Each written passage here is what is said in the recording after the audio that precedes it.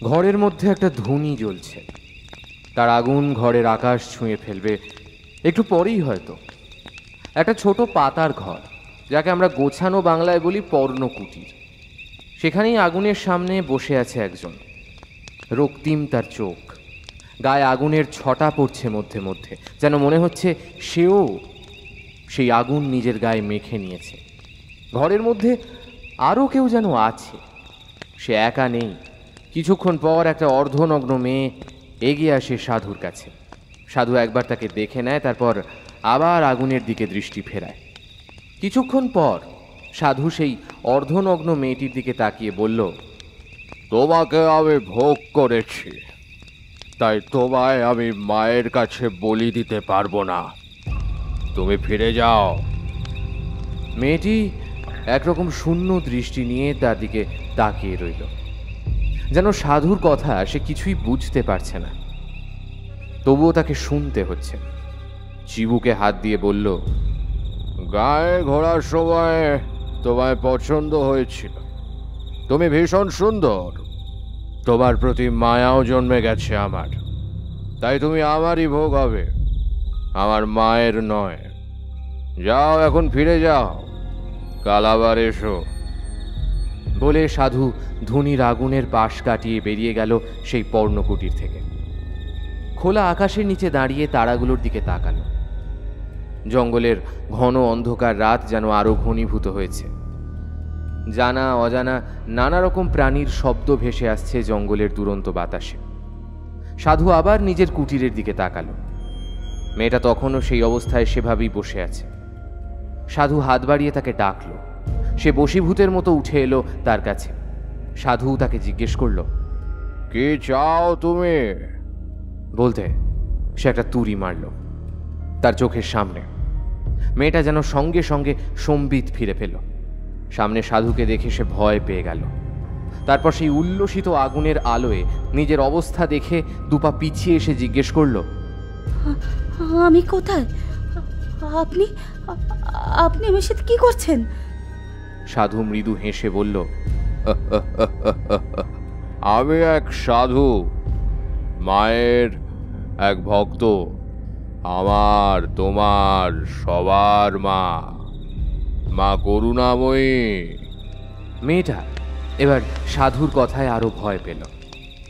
এত ভয় পাওয়ার কিছুই নেই। তুমি এখন জঙ্গলে, গ্রামের খুব কাছেই আছো। তোমাকে আমি নিয়ে এসেছি। সাধুকে থামিয়ে দিয়ে মেয়েটা বলল, আপনি আপনি কেন কেন নিয়ে এসেছেন আমাকে? সাধু এবার একটু হাসল। সে বলল, তুমি এত বোকা নও। নিজের অবস্থা দেখে তুমি ভালোই বুঝতে পারছো। সাধুর কথা সত্য। মেয়েটা এত বোকা নয় যে সে বুঝতে পারেনি নিজের অবস্থা দেখে। তার চোখ বেয়ে জল গড়িয়ে এলো। মাটিতে বসে পড়ল হাঁটুর উপর ভর দিয়ে। তারপর ভাঙা ভাঙা গলায় বলল, এবার আমি কি করব? আপনি কেন করলেন এমন আমার সাথে? তোমাকে আমার মনে ধরেছে। বিবাহ তোমায় করতে পারতাম না, তাই তোমায় বশ করে। বশ? বশ করার জন্য আমার কিছুই লাগে না, শুধু কারোর চোখের দিকে তাকালেই হয়। একবার কাউকে বশ করে নিলে সে চিরকাল আমার বশেই থাকে, যেখানেই থাকুক না কেন। সাধুর কথায় মেয়েটার কি উপকার হলো বোঝা গেল না। সে যেমন কাঁদছিল সেভাবেই কাঁদতে থাকলো, আর নিজের এই সর্বনাশের কথা বিলাপ বকতে লাগলো। সাধু তার দিকে স্থির দৃষ্টি নিয়ে তাকিয়ে রইল এবং তার বিলাপ শুনল কিছুক্ষণ। তারপর বলল, কি চাও তুমি? আপনি আমাকে গ্রহণ করুন, না হলে মরা ছাড়া আমার আর কিচ্ছু উপায় থাকবে না। অসম্ভব, আমি গ্রহণ করতে পারবো না। তবে আমাকে মরতেই হবে, যেমনই হোক। সাধুর চোখ যেন চকচক করে উঠল এবার। সে বলল, মৃত্যু? কেমন মৃত্যু চাও? তোমায় আমি ভোগ করেছি বলে মায়ের ভোগ করতে চাইনি, কিন্তু যদি তুমি নিজে থেকে চাও তবে আমি। মেয়েটা মাথা নিচু করে রইল। তার কাছে আর কোনো উপায় নেই, ফিরে এসে যেতে পারবে না। সাধু তাকে আদেশের সুরে বলল, যাও তবে পাশের ওই পুকুরে স্নান করে নিজেকে শুদ্ধ করে এসো। সাধুর আদেশ শুনে সে উঠে চলে গেল। সাধু আগুনের দিকে তাকিয়ে নিজের ময়লা দাঁত বের করে কিছুক্ষণ হেসে নিল, তারপর বলল,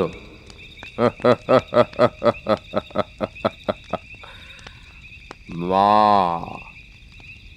আমি চাইনি ওকে তোর ভোগ করতে, কিন্তু ও নিজেই চায়।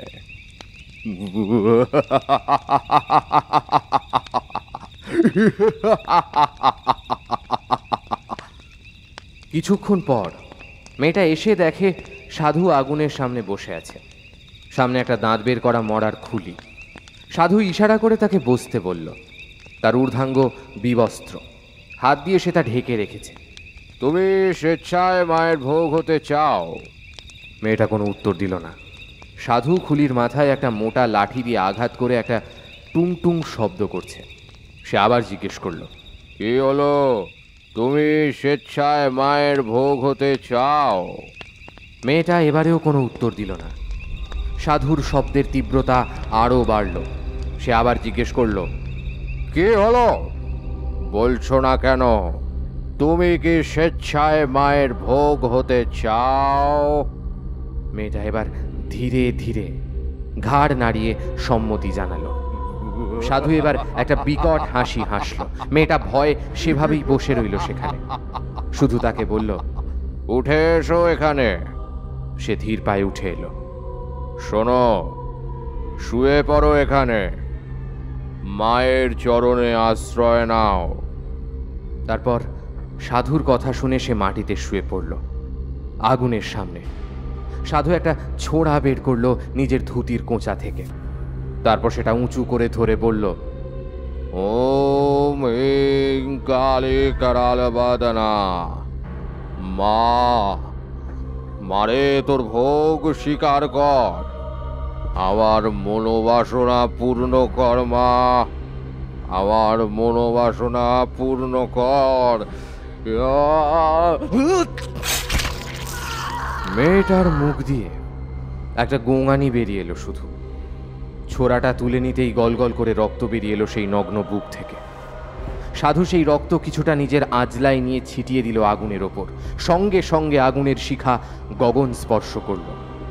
আর সাধু নিজের বিকট হাসি হেসে চিৎকার করে বলতে লাগলো,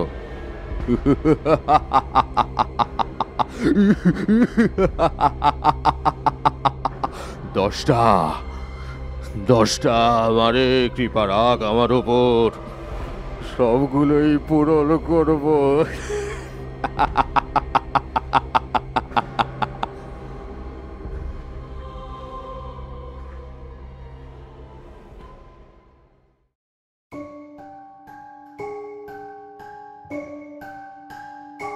আমাদের চ্যানেলের সমস্ত গল্প শুনতে আমাদের ইউটিউব চ্যানেল ফিকশন হান্টকে সাবস্ক্রাইব করে অবশ্যই বেল আইকনে ক্লিক করে দেবেন সমস্ত গল্পের আপডেট এবং নোটিফিকেশনস সবার আগে পাওয়ার জন্য। আপনারা বেল আইকনে ক্লিক করছেন তো? আমরা কিন্তু দেখতে পাচ্ছি আপনারা অনেকেই আমাদের চ্যানেলটা সাবস্ক্রাইব করে বেল আইকনে ক্লিক করছেন না। অবশ্যই বেল আইকনটিতে ক্লিক করে অল নোটিফিকেশন অন করে দিন সমস্ত গল্পের আপডেট এবং নোটিফিকেশনস সবার আগে পেতে। নমস্কার, আমি সায়ন্তন। আপনারা শুনছেন ফিকশন হান্ট। ফিকশন হান্টে আজ আপনারা শুনবেন লেখক বোধিসত্ত্ব ব্যানার্জির কলম থেকে একটি ভিন্ন স্বাদের ভয়ের কাহিনী, গোপাল বাবুর ভয়। আজকের গল্প পাঠ ও গল্পের সূত্রধার আমি সায়ন্তন। শুনতে থাকুন ফিকশন হান্টের আজকের বিশেষ নিবেদন, বোধিসত্ত্ব বন্দ্যোপাধ্যায়ের কলম থেকে গোপাল বাবুর ভয়।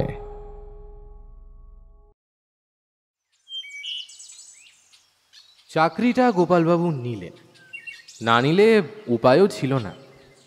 সংসারে টানাপোড়েন চলছে 2 বছর হলো। 3 ছেলে মেয়ে, তার উপর বৃদ্ধা মা এবং স্ত্রী। বিমা কোম্পানি ডুবে যাওয়ার পর অনেকেই তার বাড়ি চড়াও হয়েছিল তাকে মারার জন্য। প্রায় 4 মাস তিনি বাড়ি থেকে বেরোতে পারেননি। তখন পাড়ার সুখেন খুব সাহায্য করেছিল। সুখেন তার পাড়ারই ছেলে। খুব পরোপকারী বলে যে তার পরিচয় ছিল পাড়াতে তা নয়, তবুও গোপালবাবুর বিপদের সময় সে খুব সাহায্য করেছিল। বাড়ির মধ্যে নিজের কারাবাসের সময় সুখেনি তার যাবতীয় বাইরের কাজ করেছে, মানসিকভাবে তাকে সামর্থ্য দিয়েছে। আজকের এই চাকরিটাও এক প্রকার তার জন্যই পাওয়া। বীমা কোম্পানি ডুবে যাওয়ার পর কজনের প্রিমিয়ামের টাকা তার হাতে ছিল, সেই সময় তাই দিয়ে তিনি কোনো রকমে চালিয়েছিলেন 8 মাস। তারপর নিজের জমানো টাকা তিনি ধীরে ধীরে খরচ করতে শুরু করেন। এখন 1 মাস থেকে এমন অবস্থায় এসে পৌঁছেছে যে সুখেনেরই মাধ্যমে একজন মহাজনের কাছ থেকে ধার নিয়ে তাকে সংসার চালাতে হচ্ছে। তার সুদ ভীষণ চড়া। গোপালবাবু অনেক ভেবে দেখলেন মহাজনের সুদ মেটাতে গিয়ে তাকে আবার না ধার করতে হয়, তাই শেষ পর্যন্ত তিনি বেরোলেন চাকরির খোঁজে। 3 মাস হন্যে হয়ে ঘুরেও তিনি একটা চাকরি জোগাড় করতে পারলেন না। শেষ পর্যন্ত সুখেনি তার এক পরিচিত দাদার কাছে তাকে পাঠায়, বলরাম সরকার। তার অনেক রকম ব্যবসা, কিন্তু এখন আপাতত একজন ট্যুর এজেন্টের একটা জায়গা ফাঁকা আছে তার ট্যুর অ্যান্ড ট্রাভেলস কোম্পানির। গোপালবাবু যখন ধর্মতলায় সেই চত্বরে পৌঁছলেন, দেখলেন সামনের একটা বিশাল সাদা বোর্ডের ওপর কালো কালিতে লেখা আছে আশা ট্যুর অ্যান্ড ট্রাভেলস, তাতে লাল হাইলাইট করা। সম্ভবত রাতে আলো পড়লে লেখাটা চকচক করে। তা করলেও গোপালবাবু খুব একটা অবাক হবেন না। এবার ওপরের বোর্ড থেকে চোখ নামিয়ে তিনি দেখলেন কাঁচের দরজার সামনে। দেখে মনে হলো এই জাঁকজমকে তিনি খাপ খাওয়াতে পারবেন না। অবশ্য বীমা কোম্পানির রমরমার সময় তিনিও কম জাঁকজমকে জীবন কাটাননি। প্রতি মাসে 3টে দিন বাইরে খাওয়া, নতুন সিনেমা এলেই দেখতে যাওয়া, এটা ওটা কেনা, এসব তো লেগেই থাকতো। কিন্তু এই 2 বছর যেন তাকে পাল্টে ফেলেছে। সত্যি জীবন কতটা খামখেয়ালি। অনেক কিছু ভাবতে ভাবতে তিনি এগিয়ে গেলেন কাঁচের দরজার দিকে। ঠেলে ঢুকতেই এসির ঠান্ডা হাওয়া এসে মুখে লাগলো তার। ঘামে ভেজা মুখে সেই ঠান্ডা হাওয়া এসে লাগতেই একটা ঠান্ডা শিহরণ বয়ে গেল তার শরীর জুড়ে। সন্তর্পণে তিনি ঢুকলেন মার্বেল পাথরে মোজাইক করা মেঝেতে। ধীরে ধীরে পা ফেলে তিনি এসে দাঁড়ালেন প্লাইউডের তৈরি রিসেপশন বক্সের সামনে। সেখানেই তখন কেউ নেই। এদিক ওদিক ভালো করে তিনি দেখতে থাকলেন। একটা দেওয়ালে এক রকম রং করা। রিসেপশনের একদম পেছনের দেওয়ালে একটা ঘড়ি ঝুলছে, তাতে দেখলেন 2টো বাজে। গোপালবাবু ভাবলেন 2টো বাজে, সম্ভবত লাঞ্চ টাইম। তিনি সামনে রাখা সোফায় গিয়ে বসলেন। আজকাল আর এত জাঁকজমকের অভ্যেস নেই, তাই তিনি একটু ইতস্তত করছিলেন। সোফাতে একা বসে থাকা সত্ত্বেও তিনি গুটিসুটি হয়ে বসে ঘরটা আবার দেখছিলেন। নানা রঙের দেওয়ালের গায়ে ঝুলছে নানা রকম ছবি। কোথাও ফুলদানি, তাতে নকল ফুল, কোথাও নানা রঙের ছবি। মুগ্ধ হয়ে দেখার মতোই বটে। বেশ কিছুক্ষণ অপেক্ষা করার পর নীল শাড়ি পরা এক যুবতী মেয়ে এসে রিসেপশনের কাউন্টারে দাঁড়ালো। গোপালবাবুকে দেখে মেয়েটি বলল, এক্সট্রিমলি সরি স্যার, আসলে আমাদের লাঞ্চ টাইম চলছিল। স্যার, আপনি কাইন্ডলি একটু আসবেন এখানে। মেয়েটির আহ্বানে জড়সড় ভাব ভেঙে গোপালবাবু উঠে দাঁড়ালেন এবং কাউন্টারের সামনে এলেন। মেয়েটা এবার বলল, বলুন sir, how may I help you? মেয়েটি ইংরেজি বাংলা দুটোতেই দক্ষ। হিন্দিতেও সমান দক্ষতা থাকলে গোপালবাবু অবাক হবেন না। কিন্তু সেই সব বাদ দিয়ে মেয়েটির প্রশ্নে তিনি উত্তর করলেন, আমার একটা অ্যাপয়েন্টমেন্ট ছিল সরকারবাবুর সাথে। মেয়েটি কাউন্টারের নিচের দিকে থাকা একটা কম্পিউটারে কিছুক্ষণ কি একটা করে বলল, আপনার নাম? গোপালকৃষ্ণ সাহা। মেয়েটা আবার কিছুক্ষণ কম্পিউটারে খুটখুট করে বলল, হ্যাঁ স্যার, আপনার অ্যাপয়েন্টমেন্ট আছে। একটু বসুন স্যার, বস একটু বাইরে গিয়েছেন, কিছুক্ষণ পরেই চলে আসবেন। গোপালবাবু তাই নিয়ে গিয়ে বসলেন। একটা কথাও বললেন না। যেভাবে বসেছিলেন ঠিক সেভাবেই গিয়ে বসলেন আবার। কতক্ষণ এভাবে কাটলেও তার সে ঘড়ি দেখলেই বোঝা যায়। মেয়েটা তাকে বসতে বলেছিল 2:30 নাগাদ, এখন বাজে 4:15। এর মধ্যে 1 কাপ চা তিনি খেয়েছেন এবং বারতিনেক মেয়েটিকে জিজ্ঞেস করে ফেলেছেন বলরাম সরকার কখন আসবেন। মেয়েটা ঠিক সেই রকমই নরমভাবে জবাব দিয়েছে। 2-1জন লোকও এসেছিলেন, বেড়াতে যাবেন তাই ট্যুর প্ল্যান করতে। মেয়েটা তাদের পাশের একটা ঘরে নিয়ে গিয়ে বসিয়েছিল। সেখানেই কি হলো জানার কৌতূহল তার হলেও গোপালবাবু সেভাবেই বসেছিলেন। 4:45 নাগাদ একটা লোক সাফারি স্যুট পরে এসে অফিসে ঢুকল। ঢুকেই গোপালবাবুকে এক নজর দেখে নিয়ে তার সামনে দিয়ে হেঁটে চলে গেল সামনের গলিটা দিয়ে। লোকটার মুখে 4 কোণা ফ্রেমের চশমা, মুখটাও অনেকটা চৌকো। লোকটা ঘরে যাওয়ার পরেই মেয়েটা কাউন্টার ছেড়ে কোথায় গেল এবং কিছুক্ষণ পর এসে গোপালবাবুর সামনে দাঁড়িয়ে বলল, স্যার আপনি যান, বস আপনাকে ডেকেছেন। গোপালবাবু উঠে দাঁড়ালেন। তারপর মেয়েটাই তাকে পথ দেখিয়ে ঘরের দরজা খুলে নিজের বসকে জানান দিল যে গোপালকৃষ্ণ সাহা এসেছেন। তারপর দরজা ছেড়ে একপাশে দাঁড়ালো এবং গোপালবাবুকে ইশারা করলো ভেতরে যেতে। গোপালবাবু ধীরে ধীরে ঘরের মধ্যে ঢুকলেন। লোকটা তার 4 কোণা চশমার ফ্রেমের ফাঁক দিয়ে তাকে দেখে বললেন, বসুন। গোপালবাবু বসলেন। তাদের দুজনের মধ্যে একটা লম্বা কাঁচের টেবিল, চওড়াও বটে। গোপালবাবু বসলে বলরাম সরকার বললেন, আপনার ব্যাপারে আমি সব শুনেছি, সুখেন বলেছে আমাকে। ট্র্যাজিক, সত্যিই ট্র্যাজিক। তারপর একটা দীর্ঘশ্বাস ফেলে বললেন, কিন্তু আসলে এখানে আপনার করার মতো তো কিছু নেই। একটা ট্যুর গাইডের দরকার আমার, কিন্তু তার মাইনে আমি খুব বেশি দিই না। আপনার কি তাতে হবে? গোপালবাবু নীরবে শুনলেন তার কথাগুলো। তারপর বললেন, স্যার যা দেবেন তাতেই হবে, এখন কিছু একটা খুব দরকার আমার। বলরাম সরকার একটু চুপ করে রইলেন। গোপালবাবুর স্বরে মিনতি এবং অসহায়তা ধরা পড়ল। তিনি বললেন, দেখুন, আমাদের এখান থেকে যখন লম্বা কোনো ট্যুর হয় আমাদের গাইড সঙ্গে যায়। তার থাকা, খাওয়া, যাওয়া, আসা সব খরচাই কোম্পানি দেবে। কিন্তু তার কাজ হলো যাতে কারোর কোনো অসুবিধা না হয় সেদিকে নজর রাখা, এবং অবশ্যই দায়িত্ব করে আবার এখানে ফেরত নিয়ে আসা। সবটা গোপালবাবু শুনলেন। বলরামবাবু বললেন, এখন বলুন, আপনি কি এই দায়িত্ব নিতে পারবেন? গোপালবাবু চুপ করে রইলেন। বলরাম সরকার আবার বললেন, মাইনেটা বলে দিই আপনাকে, আমি ওই এখন 16,000 করেই দিতে পারবো। তারপর অবশ্য আপনার প্রতিটা সাকসেসফুল ট্রিপের পর পার্টির রিভিউয়ের ওপর নির্ভর করবে আপনার এক্সট্রা কমিশন, বুঝলেন? গোপালবাবু মাইনেটা শুনে একটু চমকে উঠেছিলেন। কম মানে তিনি আরও কম ভেবেছিলেন, কিন্তু এ এখন তার কাছে যথেষ্ট। আপাতত এই দিয়ে সুদ মিটিয়ে চলে যাবে। বেশ কিছুক্ষণ ভেবে তিনি বললেন, হ্যাঁ আমি পারবো স্যার। বলরাম সরকার তাকে কিছুক্ষণ স্থির দৃষ্টিতে দেখলেন।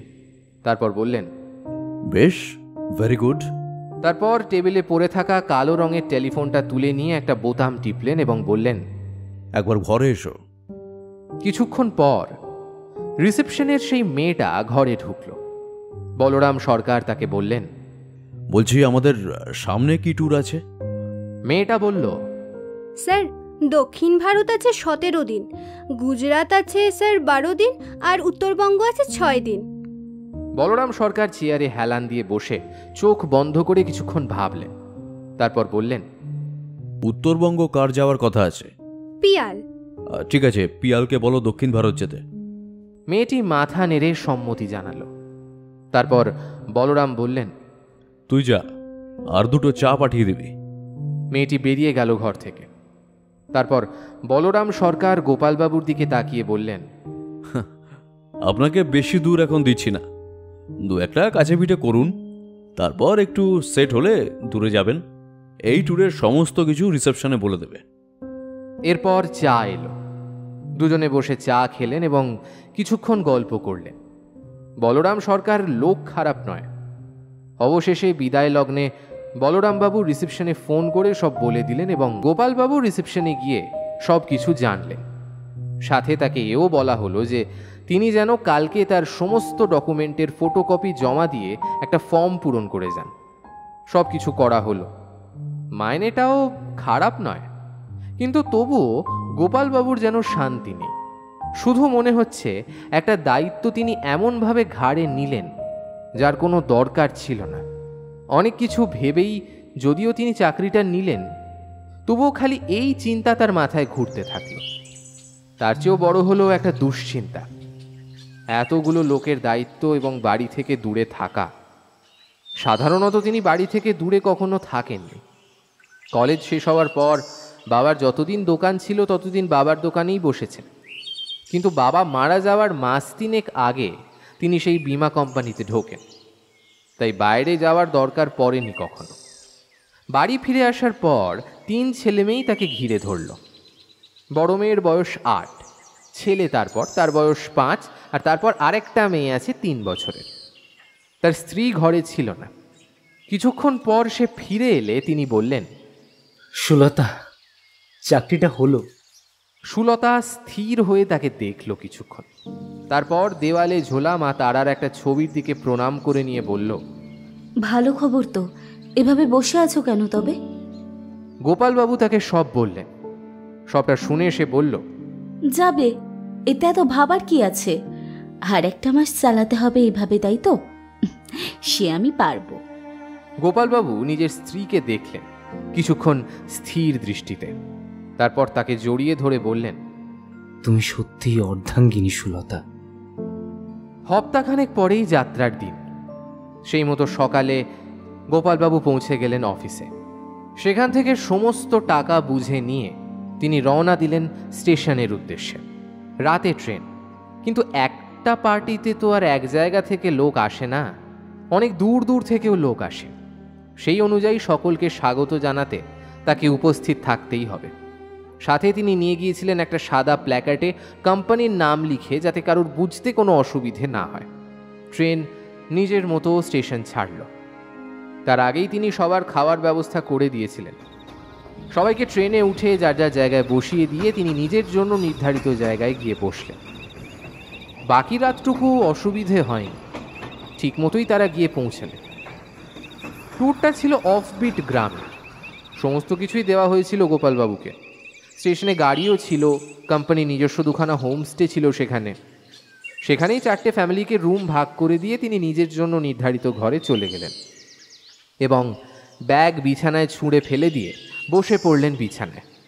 বেশ বেলা হয়েছে তখন। এর মধ্যেই ঘরের দরজা দিয়ে উঁকি মারল একটা লোক। ওর নাম অরু। ও এই 2 হোমস্টের কেয়ারটেকার। তাকে দেখে গোপালবাবু বললেন, হ্যাঁ অরু, বলো। দাদা, চা খাবেন নাকি কফি? কফি দিতে বলো। আর গেস্টদের সবার রুমে কফি গিয়েছে তো? হ্যাঁ। আপনি কি কোম্পানিতে নতুন? গোপালবাবু মাথা নেড়ে হ্যাঁ জানালে সে আর কথা না বাড়িয়ে বেরিয়ে গেল ঘর থেকে। বিকেলের পর গোপালবাবু হোমস্টে থেকে বেরোলেন। কোনো গেস্টই বেরোতে চাইলেন না। যারা চাইলো তারা নিজেদের মতো বেরোতে চাইল। তাই গোপালবাবু একটু ফুরফুরে মেজাজে বিকেলের দিকে নতুন জায়গায় ঘুরতে বেরোলেন। কোম্পানির 2টো হোমস্টে একদম সামনাসামনি। তাছাড়া আশেপাশে আরও বেশ কয়েকটা হোমস্টে আছে, তবে সবগুলোতেই যে লোক আছে তা মনে হলো না। হোমস্টে থেকে বেরিয়ে গোপালবাবু সামনের পাহাড়ের দিকে গেলেন। একদম পাহাড়ের পাদদেশেই 2টো হোমস্টে। কিছুটা এগিয়ে যেতেই একটা জঙ্গলের মতো জায়গা আছে। এসব জায়গায় ঝুপ করেই সন্ধে নামে।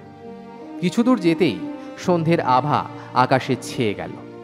অনেক দূর যাওয়া যাবে না, জঙ্গলের আবহাওয়া তার অজানা। তবে চারিদিক দেখতে দেখতে তার মনে হলো জায়গাটা খুব একটা খারাপ নয়। পাখিদের কলরব শুনতে পাওয়া যাচ্ছে চারিদিকে। জঙ্গলের মধ্যে হয়তো আরও নানা রকম জন্তু থাকতে পারে। কিছু দূর যেতেই নীল হয়ে সন্ধ্যের আকাশে সন্ধে ছেয়ে গেল। গোপালবাবু ভাবলেন এবার ফিরে যাওয়াই ভালো। আরও একবার চারিদিকে দেখে নিয়ে গোপালবাবু ফিরতি পথে পা বাড়ালেন। পেছন ফিরেই তার মনে হলো কেউ একটা যেন তার দিকে তাকিয়ে আছে। একটা অদ্ভুত চাপা অস্বস্তি তার সারা শরীর জুড়ে অনুভূত হতে লাগলো। তবুও সেসবকে ঝেড়ে ফেলে দিয়ে তিনি হাঁটতে থাকলেন হোমস্টের উদ্দেশ্যে। কিছু দূর যাওয়ার পর আবারও একই রকম অনুভূতি হলো তার। এবার তিনি থামলেন, কিছুক্ষণ স্থির হয়ে দাঁড়িয়ে রইলেন। তারপর পেছন ফিরে তাকানোর চেষ্টা করলেন একবার। একেবারে পারলেন না, সাহসে কুলোলো না। এই ঠান্ডায় তার কপালে বিন্দু বিন্দু ঘাম জমেছে। কিছুক্ষণ আগে যে জায়গাটা তার মন্দ লাগছিল না, মুহূর্তের মধ্যে তার সেই দৃষ্টিভঙ্গি পাল্টে যেতে লাগলো। একবার মনে হলো কোনো হিংস্র জন্তু হয়তো তার পেছনে আছে, সুযোগ খুঁজছে তার উপর হামলা করার। বাঘ নয় তো? ভাবনাটা মাথায় আসতেই নিজের ওপরেই তার হাসি পেল। এখানে বাঘ থাকবে কেন? তার পর মুহূর্তেই মনে হলো চিতা। হ্যাঁ, এখানে চিতাবাঘ তো থাকতেই পারে। ভয়ে ভয়ে তিনি পেছন ফিরে দেখলেন জগৎ মৃদু অন্ধকারে ডুব দিয়েছে সবে। এই ক্ষীণ আলোয় তিনি দেখলেন সারা মুখে দাড়ি গোঁফওয়ালা, লাল বস্ত্র পরিহিত জটাধারী একজন দাঁড়িয়ে আছে তার সামনে। গোপালবাবুর মতো নিরীহ দুর্বল মনের মানুষ সেই মূর্তি দেখে যে ভয় পাবে সেটাই স্বাভাবিক। হলোও তাই। গোপালবাবু আলো আঁধারির মধ্যে এই ভয়ঙ্কর মূর্তিটাকে দেখে মাটিতে পড়ে গেলেন। বিস্ফারিত চোখে তিনি সেই লোকটার দিকে চেয়ে রইলেন। লোকটা একটু এগিয়ে এসে ঝুঁকে তার চোখে চোখ রাখল। মুহূর্তের মধ্যে গোপালবাবুর ঘুম চলে এলো। তিনি সেখানেই মাটিতে শুয়ে ঘুমিয়ে পড়লেন। যখন গোপালবাবুর চোখ খুলল, তিনি দেখলেন তিনি নিজের ঘরে বিছানায় শুয়ে আছেন। হুড়মুড় করে উঠে বসলেন। দেখলেন পাশের চেয়ারে বসে আছে অরূপ। তাকে ওভাবে উঠে বসতে দেখে অরূপ সঙ্গে সঙ্গে উঠে এসে বিছানার কাছে দাঁড়িয়ে জিজ্ঞেস করল, কি ব্যাপার দাদা? তাকে দেখে মনে হলো সে খুব চিন্তায় আছে। গোপালবাবুর মাথাটা ঝিম ধরে আছে। তিনি মাথাটা খানিকটা চেপে ধরে অরূপের দিকে তাকিয়ে বললেন, মাথাটা ধরেছে। কি হয়েছিল বলো তো? অরূপ সঙ্গে সঙ্গে উত্তর দিল, আপনাকে তো অনেক রাতে আমরা পাহাড়ের রাস্তায় পেলাম, সেখানেই তো পড়েছিলেন। কি হয়েছে সে তো আপনিই বলতে পারবেন। গোপালবাবুর তখনও মাথা ধরে বসে আছে। কিছুক্ষণ চুপ থেকে তিনি বললেন, খুব স্পষ্ট মনে নেই। একটা লোককে দেখেছিলাম, তাকে দেখেই আমি মাটিতে পড়ে যাই, আর তারপর আর মনে নেই। লোক? কেমন দেখতে? ঠিক মনে নেই, তবে সাধু গোছের একজন। সাধু? গোপালবাবু মাথা নেড়ে হ্যাঁ জানালেন। অরূপ কিছুক্ষণ চুপ থেকে বলল, আপনি একটু আরাম করুন, আমি চা পাঠিয়ে দিচ্ছি। অরূপ বেরিয়ে গেল ঘর থেকে। যেতে যেতে বার দুয়েক সাধু সাধু কথাটা উচ্চারণ করল। গোপালবাবু সেটা লক্ষ্য করলেন, কিন্তু মাথা ব্যথাটা তার এতই বেড়েছে যে তিনি আর সেসবে গুরুত্ব দিলেন না। অরূপ ঘর থেকে বেরিয়ে গেল। বেশ কিছুক্ষণ পর অরূপ চা পাঠিয়ে দিয়েছিল সাংমার হাত দিয়ে। সাংমা যাবতীয় কাজ করে এই হোমস্টের, আর সামনেরটার জন্য রয়েছে ওর স্ত্রী। সাংমা তাকে চা দিয়ে চলে যাচ্ছিল, হঠাৎ তাকে গোপালবাবু জিজ্ঞেস করলেন, এই সাংমা। সাংমা দরজা থেকে ফিরে এলো গোপালবাবুর ডাক শুনে। বিছানার পাশে এসে দাঁড়াতেই গোপালবাবু বললেন, সাংমা, এখানে কোনো সাধু আছে? প্রশ্নটা শুনে সাংমা একটু অবাক হলো। ভুরু কুঁচকে বলল, কেন? অরূপের সাথে থেকে থেকে সাংমা বাংলাটা বেশ ভালোই বলতে পারে। গোপালবাবু বললেন, বলো না, আছে? না, আগে ছিল, 3 বরস আগে মরি গেছে। কথাটা গোপালবাবু তেমন একটা বিশ্বাস করতে পারলেন না, কিন্তু আর কোনো কথা বাড়ালেন না। সাংমাও আর কোনো কথা না পেয়ে বেরিয়ে গেল ঘর থেকে। বিকেলের দিকে গোপালবাবু একটু সুস্থ হলেন। আসলে অসুস্থতা কিছুই ছিল না তার, কিন্তু তবুও মনে মনে সাহস পাচ্ছিলেন না। বিকেলের দিকে হোমস্টের সামনের বাগানে এসে দাঁড়াতেই তিনি দেখলেন 2টো মিনি বাস এসে থামল। সেই 2টো মিনি থেকে একে একে কোম্পানির সমস্ত গেস্টরা এসে নামলেন। সবাই তাকে দেখে এগিয়ে এসে তার কথা জিজ্ঞেস করল। ততক্ষণে তিনি জেনে গেছেন আজকের সাইট সিইংয়ের সব ব্যবস্থা অরূপ করেছে। ছেলেটা সত্যি ভীষণ কর্মপটু। ধীরে ধীরে সবাই নিজের নিজের ঘরে চলে গেল। বাকি দিনগুলো কাটলো ভালোই। গোপালবাবু নিজে সবাইকে বাকি জায়গা ঘুরিয়েছিলেন। সঙ্গে অবশ্যই অরূপ ছিল সাহায্য করার জন্য। সবার থেকে ভালো ব্যবহারও পেয়েছেন তিনি। তবুও যেন কি একটার অভাবে তিনি ভুগছেন। অনেক ভেবেও সেই জিনিসের কুল পেলেন না গোপালবাবু। এর মধ্যে হয়েছে আরেক ফ্যাসাদ। রাতে তিনি ঠিক করে ঘুমোতে পারছেন না। ঘুমোলেই ঘুমের মধ্যে একজোড়া ভয়ঙ্কর চোখ তার দিকে তেড়ে আসছে। এত কিছুর মাঝে এটাও তাকে বেশ চিন্তায় ফেলে দিয়েছিল। কি করা যায় সেটাই তিনি ভাবছেন এখন। আগামীকাল ফিরতে হবে। নিজের ঘরে বসে গোপালবাবু নিজের জিনিসপত্র গুছিয়ে নিচ্ছেন। এরপর তো হিসেব নিয়েও বসতে হবে। তাই তাড়াতাড়ি নিজের ব্যাগ গুছিয়ে নিয়ে তিনি হিসেবের খাতাটা নিয়ে বসলেন। এমন সময় দরজায় টোকা পড়ল। গোপালবাবু গিয়ে দরজাটা খুলে দিলেন। দেখলেন অরূপ দাঁড়িয়ে আছে। সে জিজ্ঞেস করল, ব্যস্ত নাকি খুব? না না, বলো। না না, সেরকম কিছু না। কি করছেন তাই দেখতে এলাম। কাল তো চলেই যাবেন। এসো এসো। 8 দিন পর, মানে ওই 24 তারিখ নতুন পার্টি আসবে। আপনি আসবেন তো? অফিস পাঠালে নিশ্চয়ই আসবো। আপনি আগে এই লাইনে কাজ করেননি না? না। বোঝাই যায় সেটা। তাই? কিভাবে? এই লাইনের লোকেরা এরকম শান্তশিষ্ট হয় না সাধারণত। বক বক করতে হয় তো পার্টির সাথে প্রচুর। অনেক সময় খিটখিটেও হয়ে যায়, বুঝলেন? তার কথা শুনে গোপালবাবু হাসলেন। অরূপ আবার বলল, হাসছেন? আমি সত্যি বলছি, কত লোক দেখলাম এরকম। 4 বছরে আপনি 6 নম্বর। 4 বছর? তুমি এখানে 4 বছর আছো? দূর দাদা, আপনি এত সহজ সরল কেন বলুন তো? 4 বছর আছি এই লাইনে। আগে পুরুলিয়ার একটা গেস্ট হাউসে ছিলাম। 1.5 বছর হলো এখানে এসছি। গোপালবাবু মাথা নাড়লেন। তারপর অরূপ বলল, আর আপনার সাধুর খোঁজ নিয়েছিলাম। এখানে সাধু ফাধু কেউ নেই। আগে একটা ছিল, তার লোকে বলে ওকে নাকি 3-4 বছর আগে গাঁয়ের লোকেরাই মেরে দিয়েছিল। কথাটা শুনে গোপালবাবু একটু চমকে উঠলেন প্রথমে। সাধু? কোন সাধু?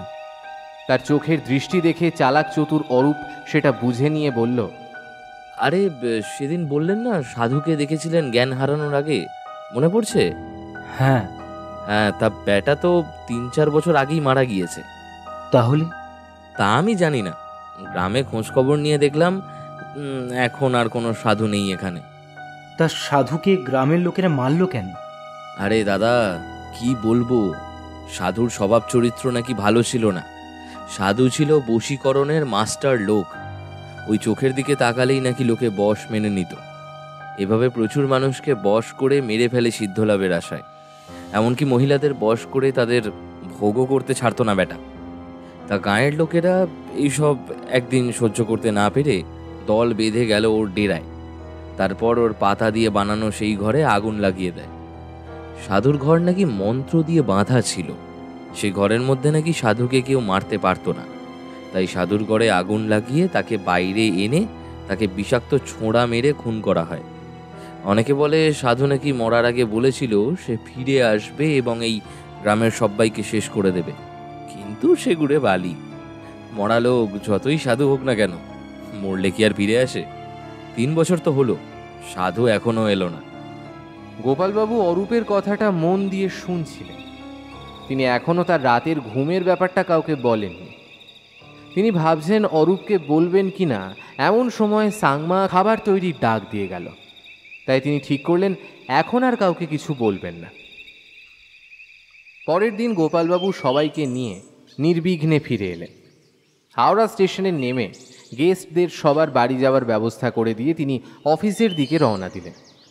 হিসেবপত্র তিনি করেই রেখেছিলেন, তাই অফিসে ঢুকেই রিসেপশনে হিসেবের খাতাটা জমা দিয়ে তিনি বাড়ির দিকে রওনা হলেন।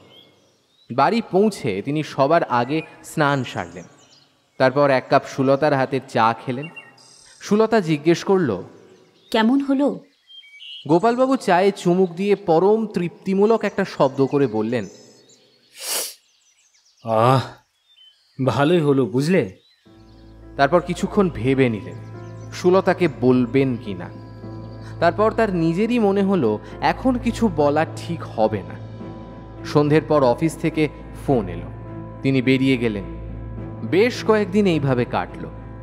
গোপালবাবু রাতে একেবারেই ঘুমোন না এখন। সারাক্ষণ একটা অস্বস্তি কাজ করছে তার। খালি মনে হয় মাথার মধ্যে অন্য একজন কেউ তার চোখ দিয়ে দেখছে, তার কান দিয়ে শুনছে, তার মগজ দিয়ে ভাবছে। শরীর তার হলেও ধীরে ধীরে সেই সবই অন্য কারোর বশে চলে যাচ্ছে যেন। ব্যাপারটা সুলতাও লক্ষ্য করেছে। একদিন গোপালবাবু বসে আছেন, ছাদে বাচ্চারা খেলা করছে। এখন তার আর্থিক অবস্থা ততটা স্থিতিশীল না হলেও কিছুটা উন্নতি করেছে। এই উত্তরবঙ্গের ট্রিপ থেকে কোম্পানি তাকে বেশ ভালোই ইনসেন্টিভ দিয়েছে। ছাদে বাচ্চাদের খেলা দেখতে মত্ত গোপালবাবু। সুলতা এসে জিজ্ঞেস করল, আমাকে একটা কথা বলবে? গোপালবাবু তার দিকে ঘুরে বললেন, কি? তোমার কি হয়েছে বলো তো? কি হয়েছে মানে? নিজেকে আয়নায় দেখেছ? চোখের নিচে কালি পড়েছে। তোমার পাশেই আমি শুয়ে থাকি, কি ভাবো কিছুই বুঝি না। গোপালবাবু অবাক দৃষ্টিতে কিছুক্ষণ সুলতার দিকে তাকিয়ে রইলেন, তারপর বললেন, কি আবার হবে? তাহলে রাতে ঘুমাও না কেন? কই, ঘুমোই তো। বলবে না তুমি, তাই তো? আমাদের ছোটটা বড় হয়ে গেল, কেমন দাদা দিদিদের সাথে খেলছে দেখো। সুলতা এবার রাগ করে উঠে গেল। কিছুক্ষণ নিজেদের বাচ্চাদের দিকে তাকিয়ে খেলা দেখে নেমে গেল ছাদ থেকে। গোপালবাবু একটা দীর্ঘশ্বাস ছাড়লেন। তিনি বিপদে পড়েছেন, কিন্তু কাউকে কিছু বলতে পারছেন না। প্রথম প্রথম তিনি নিজেই বলতে চাননি কাউকে, এখন তিনি চাইলেও কেউ একটা যেন তাকে নিষেধ করছে, জোর করে বলতে দিচ্ছে না। তিনি বুঝতে পারছেন বেশি দিন এভাবে চললে তার পরিবারের ওপরও বিপদ আসতে পারে। কিন্তু তিনি একজন ছাপোষা মধ্যবিত্ত, এসব ব্যাপারে তার অভিজ্ঞতা নেই বললেই চলে। কার কাছে যাবেন, কি করবেন তিনি কিছুই বুঝতে পারছেন না। সেই ঘটনার প্রায় 1 মাস হতে চলল। ঘটনাটা ঘটল আরও 3 দিন পর। পাড়ায় একটা হইচই পড়ে গেছে। গোপালকৃষ্ণ সাহার মাকে কেউ একজন খুন করেছে, তাও আবার বুকে কাঁটা চামচ বিঁধে। পুরো পাড়ায় একটা চাপা কোলাহল, সবাই অবাক। ওরকম একটা অথর্ব লোককে কে ওভাবে খুন করতে পারে? ছেলের বউ তো তার যথেষ্ট ভালো, তাহলে এরকম কাজ করবে কে? গোপালবাবু ভেঙে পড়েছেন একেবারে। সুলতা কেঁদে অস্থির। এই বিভৎসতা চোখে দেখা যায় না। চোখ দুটো ঠিকরে বেরিয়ে এসেছে, হাড় সর্বস্ব বুকের ওপর কাঁটা চামচটা লেগে আছে, মুখটা হাঁ হয়ে রয়েছে, সাদা শাড়িতে রক্তের স্রোত বয়ে গেছে একটা। এই জিনিস কি সাধারণ মানুষের চোখে দেখতে পারে? পুলিশে খবর দেওয়া হয়েছিল, পুলিশ লাশ নিয়ে গিয়েছিল, পোস্টমর্টম করে ছুটি দিয়ে দিয়েছে। এরপর লাশ নিয়ে এসে শ্মশানে নিয়ে গিয়ে তাকে পুড়িয়ে ফিরতে ফিরতে মাঝরাত। এই ঘটনার রহস্য যেমন থেকে গেল, তেমনি দাগও থেকে গেল। পুলিশ অনেক চেষ্টা করেও এই রহস্যের কিনারা করতে পারল না। গোপালবাবু যেন একটু নিমরাজি ছিলেন তদন্তের জন্য। তাই শেষ পর্যন্ত যখন পুলিশ কিনারা করতে পারল না, তখন তিনিও অনুরোধ করলেন তদন্ত বন্ধ করে দেওয়ার জন্য। এইসব ঝামেলা মিটে যাওয়ার পর একদিন সুলতা রান্নাঘর থেকে চিৎকার করে বেরিয়ে এলো। গোপালবাবু তখন ছেলে মেয়েদের নিয়ে অঙ্ক শেখাতে বসেছেন। সুলতার চিৎকারে তিনি ছুটে এলেন, জিজ্ঞেস করলেন, কি হয়েছে? সুলতাকে দেখে মনে হলো সে ভীষণ ভয় পেয়েছে। গোপালবাবু তাকে জিজ্ঞেস করলেন, কি হয়েছে সুলতা? সুলতা কাঁপা গলায় ভেঙে ভেঙে উত্তর দিল, মা মা মাকে দেখলাম। গোপালবাবু কথাটা শুনে চমকে উঠলেন, বললেন, মা কোথায়? রান্নাঘরে আমার পেছনে ছিল। আমি চা দেওয়ার জন্য পিছন ফিরতেই দেখলাম দাঁড়িয়ে আছে। বিভৎস চেহারা, চোখ নেই একটা, বুকে কাঁটা চামচ, রক্তে রাঙা হয়েছে কাপড়।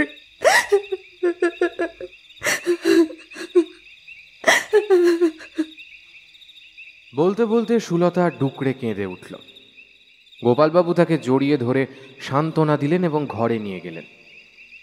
ব্যাপারটা এখানেই থেমে গেলে হয়তো অন্যরকম হতো, কিন্তু তা হয়নি। সুলতা প্রায়ই নিজের গত শাশুড়িকে দেখতে শুরু করলো। বিভৎস সেই চেহারা দেখে মাঝে মাঝে জ্ঞানও হারাতে থাকে। ওদিকে গোপালবাবুর সাথেও নতুন এক সমস্যার সৃষ্টি হলো। রাতে ঘুম তার অনেক দিনই হলো উড়ে গেছে, কিন্তু আজকাল এক নতুন সমস্যা শুরু হয়েছে। রাতে তিনি ঘুমোন না, অথচ সারা রাত কি করেন তাও মনে থাকে না। এ তার এক নতুন সমস্যা হয়েছে। এদিকে সুলতাকেও এসব কথা বলা যাবে না, তার অবস্থা আরও করুণ। সে পাগলের মতো হয়ে গেছে প্রায়। সব কাজের মধ্যেই সে নিজের শাশুড়িকে দেখে, মাঝে মাঝে এমন চিৎকার করে ওঠে যে গোপালবাবুরই পিলে চমকে যায়। বাড়িতে এক অস্বাভাবিক পরিবেশ। বাচ্চারাও কেউ মা বাবার ধারে কাছে ঘেঁষে না, নিজেরা নিজেদের মতো মানুষ হতে শুরু করলো। বাড়ির এই অবস্থা দেখে গোপালবাবু নিজেকে দোষী ভাবতে শুরু করলেন, কিন্তু তারও তো কিছু করার নেই। তার সত্যি এখন মনে হয় অন্য কেউ তাকে বশ করেছে। মাঝে মাঝে তিনি এমন কিছু কাজ করেন যে এসব ভাবতে তিনি বাধ্য হন। এর মধ্যেই একদিন ধৈর্য হারিয়ে তিনি সুলতার গায়ে হাত দিতে গিয়েছিলেন। নিজেকে সামলে নিয়েছিলেন শেষ মুহূর্তে। ব্যাপারটা মনে হলেই তিনি লজ্জায় যেন নিজেকে শেষ করে ফেলতে চান। তিনি এমন ছিলেন না, কেউ একজন তাকে দিয়ে সব করাচ্ছে। কোনো রকমে দিন চলছে গোপালবাবুর পরিবারের কোনো মানুষই সুখে নেই। রাতে তিনি বিছানায় বসে আছেন, জানলার দিকে চেয়ে। সুলতা পাশে ঘুমোচ্ছে। তারা ভরা রাতে তিনি উত্তরবঙ্গের সেই সন্ধ্যের কথা ভাবছেন। আজও সেই ঘটনার এতদিন পরও তার সেই সন্ধ্যের কথা মনে পড়লে গা শিহরিত হয়ে ওঠে। সেই চোখ। হঠাৎ তিনি উঠে দাঁড়ালেন, ধীর পায়ে ঘর থেকে বেরিয়ে গেলেন। সুলতা তখনও ঘুমোচ্ছে। সে সারা রাত এভাবেই ঘুমোবে। ডাক্তার তাকে ওষুধ দিয়েছে। ঘর থেকে বেরিয়ে তিনি এগিয়ে গেলেন বাচ্চাদের ঘরে। 3 ভাই বোন একসাথে ঘুমোচ্ছে। গোপালবাবু নিজের সবচেয়ে ছোট মেয়েটাকে তুলে নিলেন কোলে, তারপর বেরিয়ে গেলেন ঘর থেকে। ধীরে ধীরে তিনি ছাদে এলেন। মেয়েটা তখনও ঘুমোচ্ছে। গোপালবাবু মেয়েটাকে শূন্যে তুলে ধরলেন, তারপর বিড়বিড় করে কি একটা মন্ত্র পড়লেন এবং মেয়েটিকে একেবারে রেলিংয়ের ধারে নিয়ে এসে ছাড়তেই যাবেন এমন সময় পেছন থেকে ডাক এলো, বাবা। ডাকটা শুনে গোপালবাবু থামলেন। স্থির হয়ে নিজের সন্তানকে নিজের হাতে দেখলেন অনেকক্ষণ। তারপর পেছন ফিরে দেখলেন তার সামনে দাঁড়িয়ে আছে তার বড় মেয়ে রজনী। বছর 8 ওই মেয়েটি নিজের ভাই বোনেদের আগলে রাখত। তার বাবা তার বোনকে তুলে নিয়ে আসার পরই সে বুঝতে পারে। তাই সে সঙ্গে সঙ্গে বিছানা থেকে উঠে তার বাবার পিছু পিছু আসে ছাদে। তারপর দেখে এই কাণ্ড। শেষ পর্যন্ত থাকতে না পেরে সে তার বাবাকে ডাক দেয়। রজনীকে সামনে দেখে গোপালবাবু আরও অবাক হন। জিজ্ঞেস করেন, আমি এখানে কি করছি? রজনী কোনো কথা বলে না তার বাবাকে, শুধু তার কাছে গিয়ে নিজের ছোট বোনকে নিজের কোলে নিয়ে নিচে চলে আসে। গোপালবাবু সেখানেই দাঁড়িয়ে থাকেন। এই ঘটনা গোপালবাবুর বড় মেয়ে রজনীকে নাড়া দিয়েছিল খুব। যদিও সে কাউকেই কথা জানায়নি, তার মাকেও না। অবশ্য তার মা সেই কথা শোনার মতো মানসিক অবস্থাতেও আর নেই।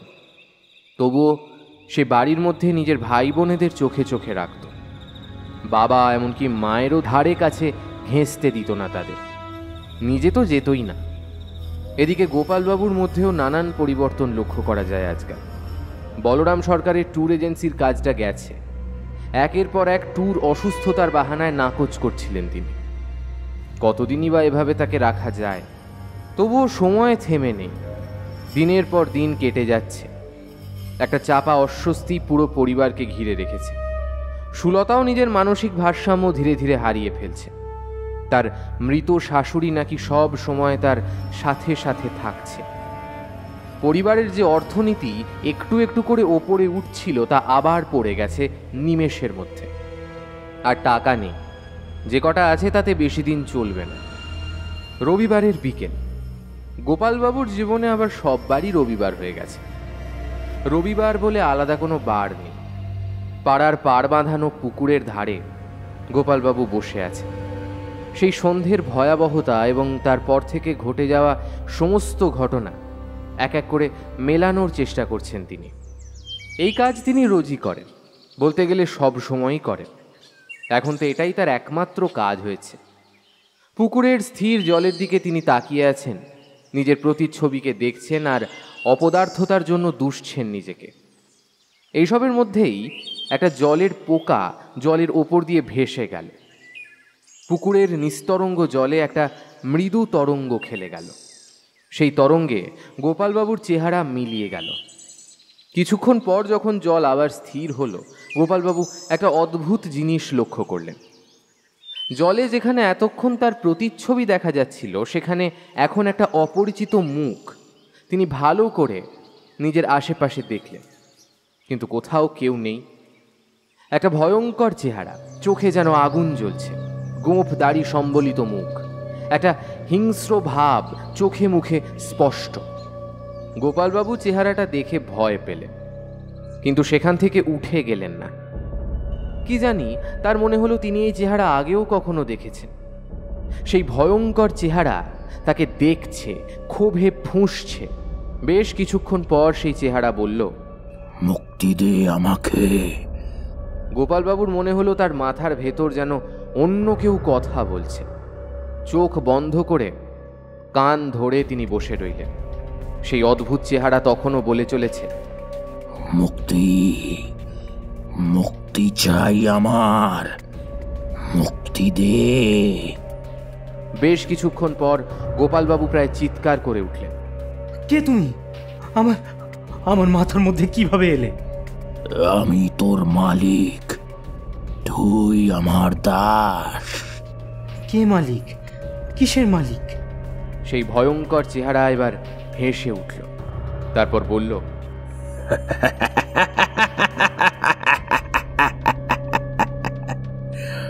ভালো করে চেয়ে দেখ।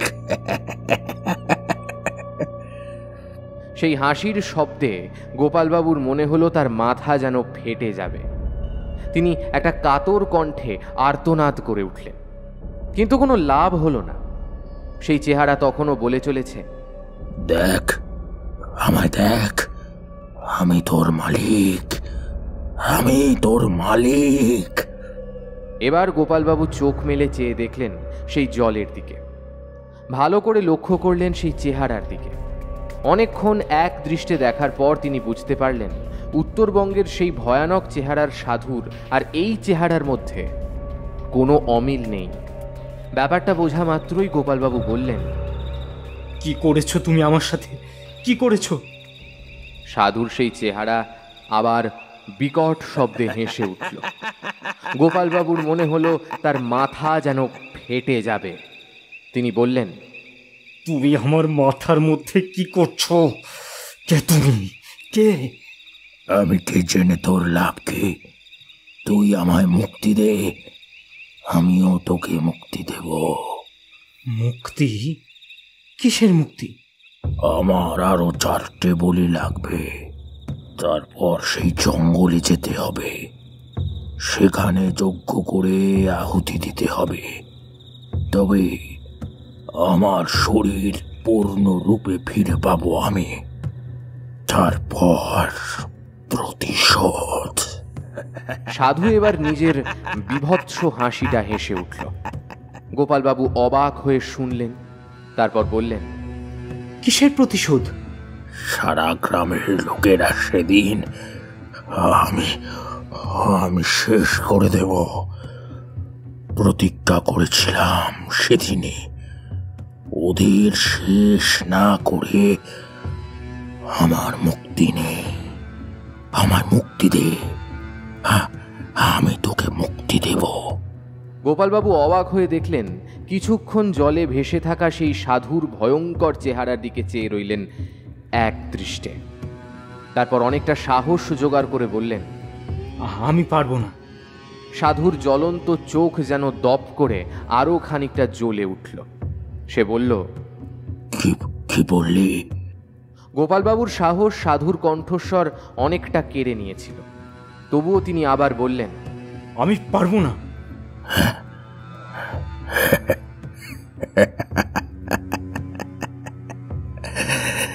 তোকে পারতেই হবে।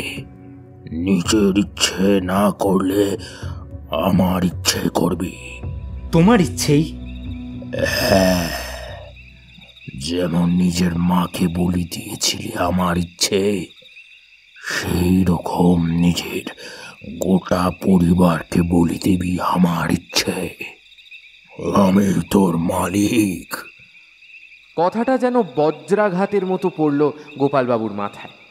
তার মুখ থেকে আপনা হতেই বেরিয়ে এলো, আমার মাকে আমি মেরেছি? তারপর সেই বীভৎস দৃশ্য মনে পড়লে চোখ বন্ধ করে মাথা নেড়ে সাধুর এই দাবি নাকচ করার প্রাণপণ চেষ্টা করেন। সাধু তার এই অবস্থা দেখে আবার হেসে ওঠে, তারপর বলে,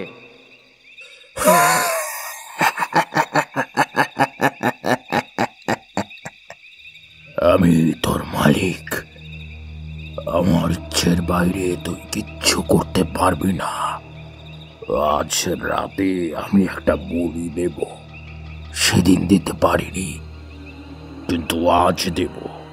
তুই নিজের হাতে মারবি নিজের ছোট্ট মেয়েকে, তারপর তার একটা দাঁত তুলে রাখবি। আমার মুক্তির কাঁটা তুলতে এগুলো দরকার। না না না, আমি কি করেছি তোমার? কেন কেন আমার পরিবারের সাথে এমন করছো? তোর ভীরুতাই তোর কাল হলো। তুই সাহসহীন। কাঁটার আঘাত গায়ে সবার মতো তোর ক্ষমতা নেই। কাঁটার ভয়ে তুই সেখানেই দাঁড়িয়ে পড়িস, আঘাতকারীর কাছে মিনতি করিস। এটাই তোর কাল।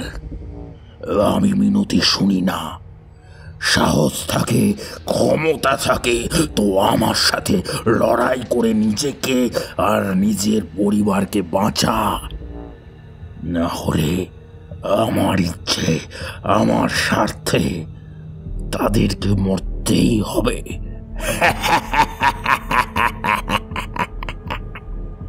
কথাটা বলতেই সাধুর চেহারা মিলিয়ে গেল জলের মধ্যে। গোপালবাবুর কানে বাজতে থাকলো সাধুর সেই কথাগুলো। সন্ধ্যের আকাশে পাখিরা নিজেদের বাসায় ফিরছে। গোপালবাবু উঠে বাড়ির পথ ধরলেন। বাড়ির সামনে এসে তিনি দাঁড়ালেন।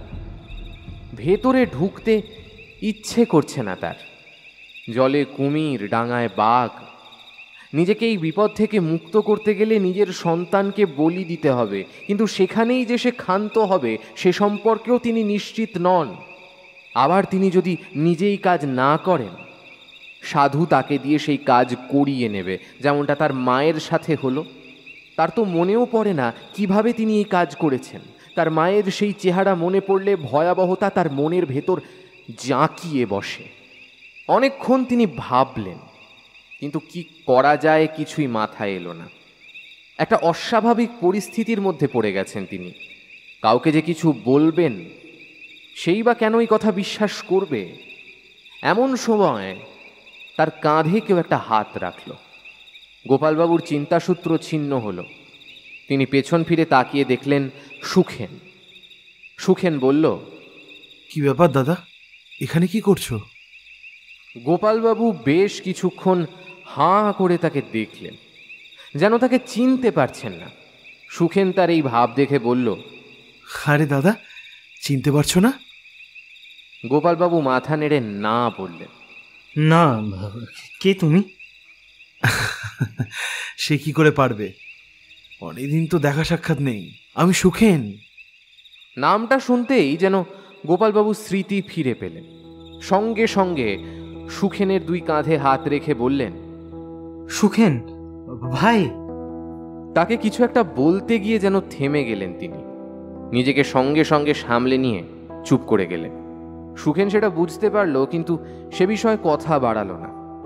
সে বুদ্ধিমান ছেলে। সে জানে গোপালবাবুর যদি কিছু বলার হয় তাহলে তিনি নিজেই বলবেন। সুখেন প্রসঙ্গ পাল্টে নিয়ে বলল, তা দাদা, কাজ কেমন চলছে? সুখেন অনেকদিন বাইরে ছিল। নতুন একটা কাজ নিয়ে সে বাইরে চলে গিয়েছিল বেশ কিছুদিন হলো। এখন ছুটি নিয়ে ফিরে এসেছে, তাই সে এই বিষয়ে কিছু জানতো না। আর আজকাল গোপালবাবু পাড়াতেও খুব একটা বাইরে আসেন না, তাই আদপে তার বাড়ির ভেতর কি হচ্ছে কেউ জানে না। এই জিনিস এখনো অবধি যে তিনি পাড়াতে লুকিয়ে রেখেছেন, এ একটা বিশাল ব্যাপার গোপালবাবুর কাছে। গোপালবাবু সুখেনের প্রশ্নে উত্তর করলেন, কাজটা আর নেই। সে কি? কেন? এই প্রশ্নের উত্তর গোপালবাবুর ভাবা আছে। যদি কোনোদিন এই প্রশ্নের সম্মুখীন হতে হয়, সেই ভয়। আসলে তোমার বৌদির তো শরীরটা ঠিক নেই, তাই ওকে আর বাচ্চাদের একা ফেলে যাওয়া সম্ভব নয়। মায়ের ব্যাপারটা তো জানো। হ্যাঁ, জেঠিমার ব্যাপারটা শুনেছি, মর্মান্তিক। আচ্ছা, কে করলো কোনো হদিশ পাওয়া গেল না? হ্যাঁ, গোপালবাবু একটা দীর্ঘশ্বাস ফেললেন। সেই জায়গাটায় তার বুক যেন ফেটে গেল। তিনি জানেন কে করেছে, কিন্তু বলতে পারবেন না। মাথা নেড়ে বললেন, না। বৌদির কি হলো? সুখেনের এই প্রশ্নের উত্তর গোপালবাবুর জানা নেই। কী বা সে বলবে যে তার স্ত্রী পাগল হয়ে যাচ্ছে ধীরে ধীরে? কেন, সে তো নিজেও জানে না। সুখেন তার এই নীরবতাকে মেনে নিল না। এবার সে চেপে ধরল গোপালবাবুকে, বলল, গোপালদা, তোমায় এমন কেন লাগছে বলো তো? কি হয়েছে বলো দেখি। গোপালবাবু আবার শূন্য দৃষ্টি নিয়ে তার দিকে তাকিয়ে রইলেন। সুখেন আবার বলল, বলো দাদা, কি হয়েছে বলো। গোপালদা বলো। গোপালবাবু তখনও নীরব। এবার সুখেন তার দুই কাঁধে হাত দিয়ে একটা ঝাঁকুনি দিয়ে বলল, গোপালদা বলো, কি হয়েছে বলো। গোপালবাবু যেন ঘুম ভেঙে জেগে উঠলেন। ঝাঁকুনিতে কাজ হলো। তিনি সুখেনের দিকে তাকিয়ে বললেন, সুখেন, আমার খুব বিপদ। বিপদ? কিসের বিপদ? গোপালবাবু এবার ডুকরে কেঁদে উঠলেন। সুখেন তাকে ধরে শান্ত করার চেষ্টা করল। তারপর তাকে বাড়ির ভেতর নিয়ে গেল। ঘরের মধ্যে বসে গোপালবাবু একটু শান্ত হলেন।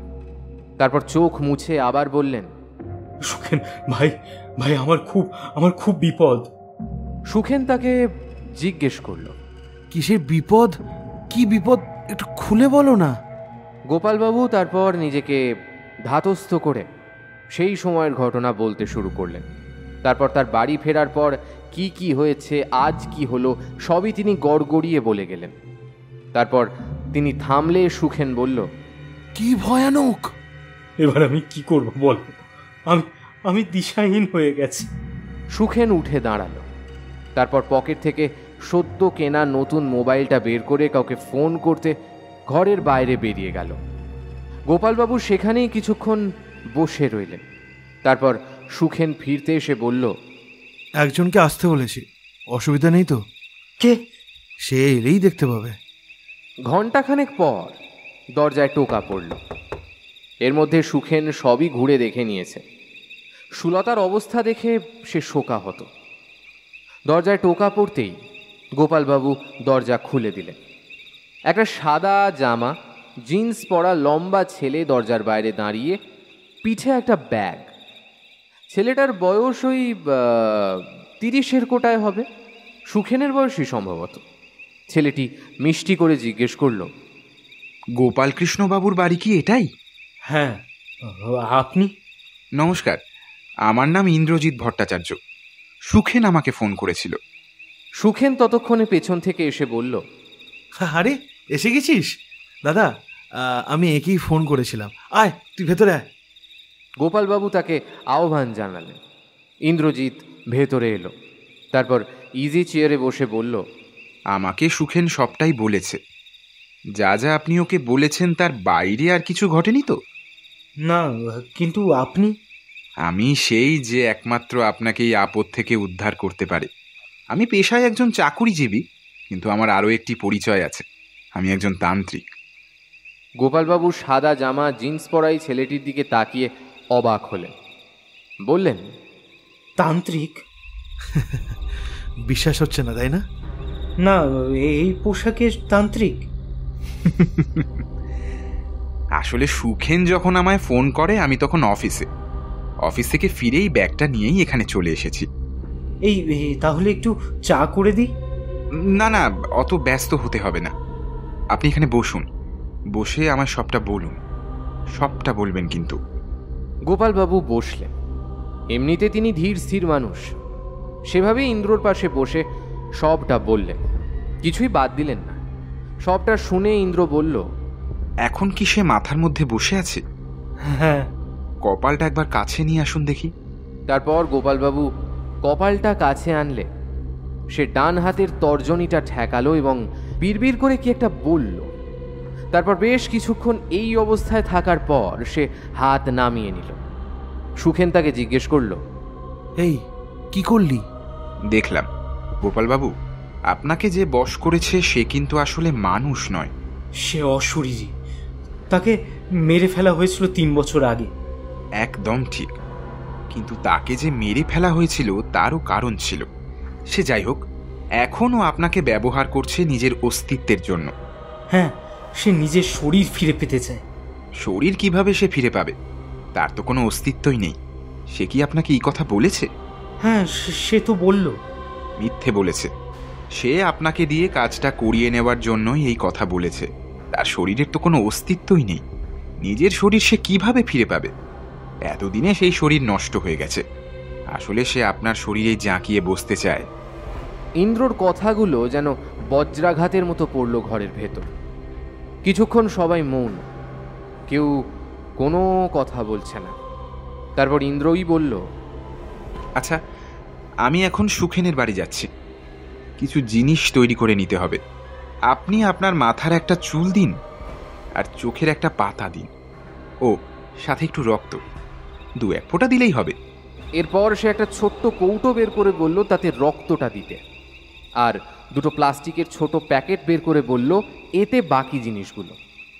গোপালবাবু তাই করলেন। তারপর সেই সব নিয়ে ইন্দ্র আর সুখেন চলে গেল। যাওয়ার আগে ইন্দ্র বলল, ভয় পাবেন না, ভরসা রাখুন। গভীর রাত। ইন্দ্র ছেলেটা যতই বলুক, ভয় তাকে পেতেই হবে। ইতিমধ্যে তিনি সেই ভয়ঙ্কর রাক্ষসের বশে এসে নিজের মাকে খুন করে ফেলেছেন। হ্যাঁ, রাক্ষসী বটে, যে নিজের স্বার্থে অনায়াসে মানুষ মারতে পারে। সে রাক্ষস ছাড়া আর কি? গোপালবাবু বিছানায় বসে আছেন, সুলতা পাশে শুয়ে। আজকাল সেও চুপ করে গেছে। হয়তো মৃত শাশুড়ির অতৃপ্ত আত্মার সাথে কোনো সমঝোতা করে নিয়েছে। তা করলেও তার মানসিক অবস্থার কোনো পরিবর্তন হয়নি। যেমন ছিল তেমনই থেকে গেছে। ইন্দ্র তার মাথার চুল, চোখের পাতা আর কয়েক ফোঁটা রক্ত তো নিয়ে গেছে, কিন্তু কি হবে তা দিয়ে তিনি জানেন না। শুধু ইন্দ্র বলে গেছে ভয় না পেতে। সে আসবে রাতেই, বাড়ির দরজা খুলে রাখতে বলেছে। নানা রকম কথা তিনি ভেবেই চলেছেন। কত রকম দুশ্চিন্তা মনে বাসা বেঁধে আছে। আবার আজকে সাধুর দর্শনের পর নতুন কত আশঙ্কা ঘর বাঁধছে। মনে তার ইয়ত্তা নেই। কত নিজেকে সামলাবেন তিনি, আর যে তার সাধ্য নেই। মাঝে মাঝে মনে হচ্ছে সাধু যা চায় তাকে তা দিয়ে দিই। আবার পরক্ষণেই তার পরিবারের কথা মনে পড়ে। জানলা দিয়ে তাকিয়ে দেখলেন এক ফালি চাঁদ। সম্ভবত কাল কিংবা পরশু অমাবস্যা ছিল। একটা দীর্ঘশ্বাস বেরিয়ে এলো গোপালবাবুর মুখ থেকে। মনে হলো মনের ভেতরটা যেন বেরিয়ে গেল। এমন সময় তিনি উঠলেন, জানালার কাছে গিয়ে সেই এক ফালি চাঁদের দিকে তাকিয়ে মৃদু হাসলেন। তারপর ধীর পায়ে বেরিয়ে এলেন ঘর থেকে। গোপালবাবু একটা যন্ত্রের মতো ধীরে ধীরে এগিয়ে গেলেন আবার তার বাচ্চাদের ঘরের দিকে। ভয়ানক সেই সম্ভাব্য দুর্ঘটনার অনেক দিন হয়ে গেছে, কিন্তু তিনি তবুও এই ঘরে আর আসেন না। তিনি এই ঘরে এলেই তার বড় মেয়ে রজনী তাকে একটা সন্দেহের চোখে দেখে, যেটা গোপালবাবুর কাছে খুব অস্বস্তির। আজ কিন্তু সেসব যেন মনে নেই তার। আজ একটা যন্ত্রের মতো তিনি এসে হাজির হলেন বাচ্চাদের ঘরে। ধীর পায়ে এগিয়ে গেলেন, বিছানার কাছে এসে দাঁড়ালেন। কিছুক্ষণ এক দৃষ্টে তাকিয়ে রইলেন নিজের ঘুমন্ত সন্তানদের দিকে, কিন্তু তার চোখে বিন্দুমাত্র পিতৃসুলভ মমতা ছিল না, বরং একটা হিংস্র করাল দৃষ্টি। বেশ কিছুক্ষণ এভাবেই তাকিয়ে থাকার পর নিজের ছোট মেয়েকে কোলে তুলে নিলেন। ঘুমন্ত মেয়েটা একবার একটু শব্দ করে উঠল, কিন্তু চেনা কোলের ছোঁয়ায় হয়তো আরও বেশি আরাম পেল। তারপর বারবার কপালে হাত বুলিয়ে দিতে লাগলেন তার।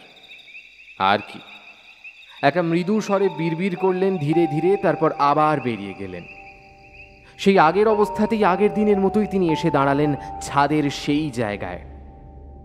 আজ তিনি অন্য কিছু করার জন্য আসেননি। আজ এসেছেন যে কাজে, তা তিনি সমাধান করেই ছাড়বেন। হঠাৎ করেই কিছু একটা মনে পড়ে গেল যেন তার। তিনি মেয়েটাকে সেখানেই খোলা আকাশের নিচে নামিয়ে রাখলেন, তারপর আবার নেমে গেলেন। কিছুক্ষণ পর তিনি ফিরে এলেন, হাতে একটা কাঁটা চামচ। মেয়েটাকে কোলে তুলে নিয়ে তিনি আদর করলেন। এবার এর মধ্যেই ইন্দ্র এসে হাজির হয়েছে ছাদে। সে এসেই বলল, কি করতে চাইছেন আপনি? তাকে দেখে গোপালবাবু সম্বিত ফিরে পেলেন। মেয়েকে কোলে আর হাতে কাঁটা চামচ দেখে তিনি অবাক হয়ে গেলেন। এর মধ্যেই তার মেয়ের ঘুম ভেঙে গেছে, সেও এই সমস্ত কিছু অবাক চোখে দেখছে। গোপালবাবু ইন্দ্র আর সুখেনের দিকে এগিয়ে এসে বললেন, আমি কিছু জানি না, বিশ্বাস করুন, আমি কিছু জানি না। হ্যাঁ, ওকে নামান আর হাতের চামচটা ফেলে দিন। গোপালদা, ওকে নামাও, ও ভয় পেয়েছে। হঠাৎ গোপালবাবুর চোখ দুটো জ্বলে উঠল, গলার স্বর পাল্টে গেল। তিনি বললেন, না না। সুখেন চমকে উঠল। ইন্দ্র মৃদু হাসল। সুখেন আবার বলল, গোপালদা, ওকে নামাও। কে তুই? কি জানিস আমার সম্বন্ধে? এখনই তোকে শেষ করে দিতে পারি আমি, জানিস? তার কোলে থাকা বাচ্চা মেয়েটি ভয় আর বিস্ময়ের দৃষ্টি নিয়ে তাকিয়ে আছে তার বাবার দিকে। ধীরে ধীরে সুখেন আর ইন্দ্র দেখল গোপালবাবুর চোখের রং পাল্টে যাচ্ছে। একজোড়া কালো চোখ পাল্টে যাচ্ছে ভয়ঙ্কর একজোড়া চোখে। মেয়েটা তা দেখে চিৎকার করে কেঁদে উঠল। সুখেন তখনই তার হাত থেকে মেয়েটাকে উদ্ধার করতে তার হাত ধরে টানাটানি শুরু করল। গোপালবাবু হেসে উঠে বললেন, পারবি তুই? আমার সাথে পারবি? আয় আয় দেখি। এই বলে তিনি এক ধাক্কা মারলেন সুখেনকে। অমানুষিক সেই শক্তির সম্মুখে সুখেন যেন খড়কুটো। সুখেন হুমড়ি খেয়ে পড়ল ছাদের মেঝেতে। ইন্দ্র তখনও এসব দেখছে, কিন্তু কিছুই বলতে পারছে না। গোপালবাবু আবার হেসে উঠলেন সুখেনের অবস্থা দেখে। তারপর বললেন, আয় দেখি। সুখেন কিন্তু আর এগোলো না, উঠে দাঁড়ালো। গোপালবাবুর চেহারা ভয়ঙ্কর রূপ নিয়েছে। সে ইন্দ্রর কাছে গিয়ে বলল, কিরে, কিছু কর, কিছু কর। কে তুমি? তা জেনে তুই কি করবি? এটুকু জেনে রাখ, আমি গোপাল কৃষ্ণ সাহা নই। ও একটা ভীতু, সাহসীন।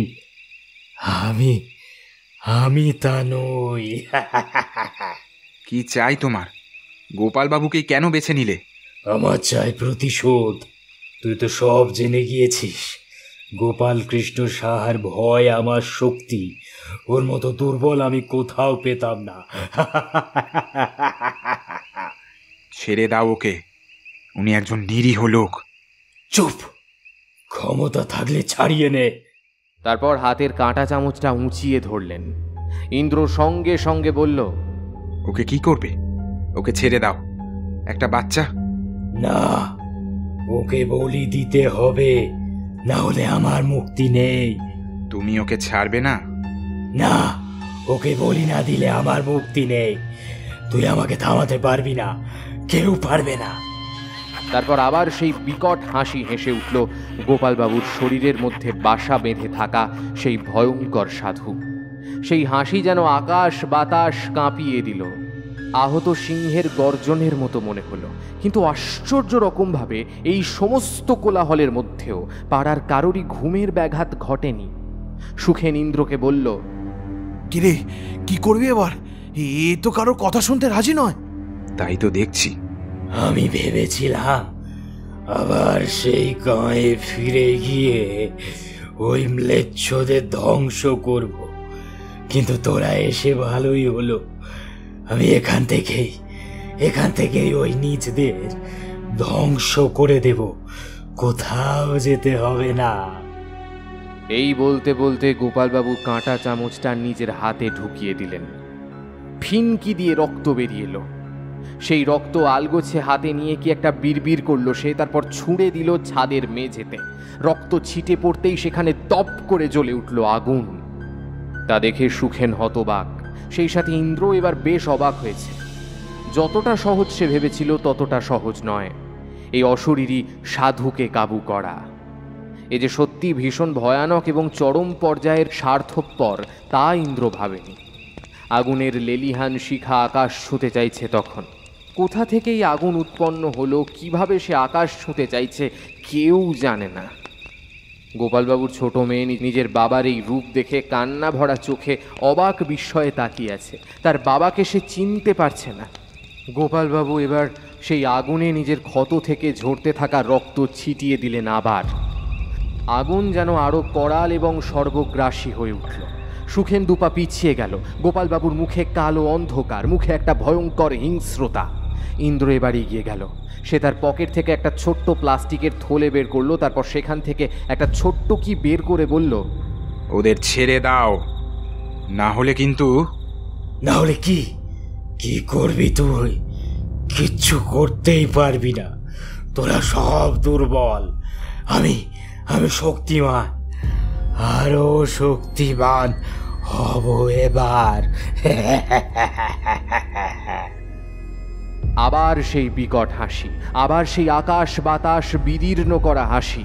ইন্দ্র বলল, এটা হলো সেই মানুষের চোখের পাতা যাকে তুমি আশ্রয় করে আছো।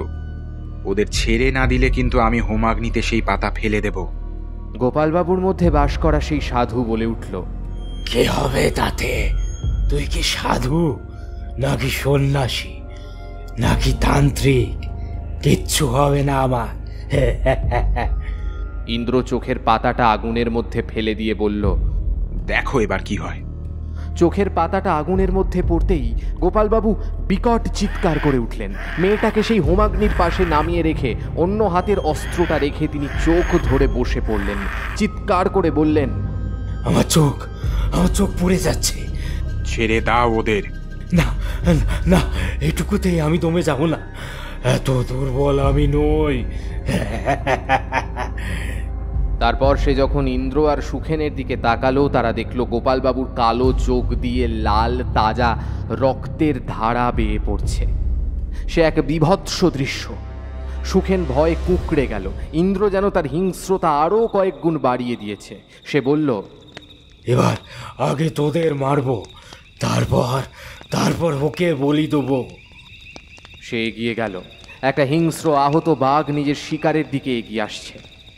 সুখেন ছাদের সিঁড়ির কাছে গিয়ে দাঁড়ালো। ইন্দ্র ভয় পেল না। সে এগিয়ে আসতেই ইন্দ্র তার হাত চেপে ধরল। তখনও সেই হাতের ক্ষত থেকে রক্ত পড়ছে। ইন্দ্র তাকে ধরে বলল, সুখেন, বাচ্চাটাকে নিয়ে আয়। ইন্দ্রর কথা শুনে সুখেন সঙ্গে সঙ্গে ঝাঁপিয়ে পড়ল। গোপালবাবু এক ঝটকা ইন্দ্রর থেকে হাতটা ছাড়িয়ে নিয়ে জোরে জোরে একটা মন্ত্র পড়তে পড়তে মেঝেতে পড়ে থাকা সেই কাঁটা চামচটা তুলে নিয়ে বাচ্চা মেয়েটার গলায় বিঁধিয়ে দিল। মেয়েটা কোকিয়ে উঠল। সুখেন সেই দৃশ্য দেখে মাটিতে লুটিয়ে পড়ল। ইন্দ্র হতভম্বের মতো দাঁড়িয়ে রইল। কিছুক্ষণ পর মেয়েটার জীবনযুদ্ধ ক্ষান্ত হলো। সেই দৃশ্য দেখে ইন্দ্র আর সুখেনের চোখ ফেটে জল এলো। গোপালবাবু কিছুক্ষণ ছোট্ট মেয়েটার দিকে তাকিয়ে রইলেন। তারপর বিকট জোরে চিৎকার করে উঠলেন। জোরে জোরে চিৎকার করে বললেন, না না না, আমাকে ছেড়ে দাও, আমাকে ছেড়ে দাও। সুখেন মাটি ছেড়ে উঠে দাঁড়ালো। তার চোখ ভিজে গেছে। ইন্দ্র এবার একটু এগিয়ে বলল, গোপালবাবু। গোপালবাবু তার দিকে তাকালেন।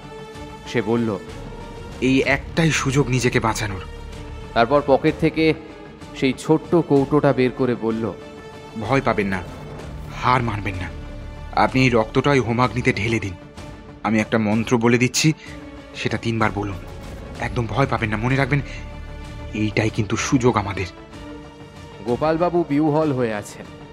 এবার বললেন, না না না, আমাকে ছেড়ে দাও, আমাকে ছেড়ে দাও।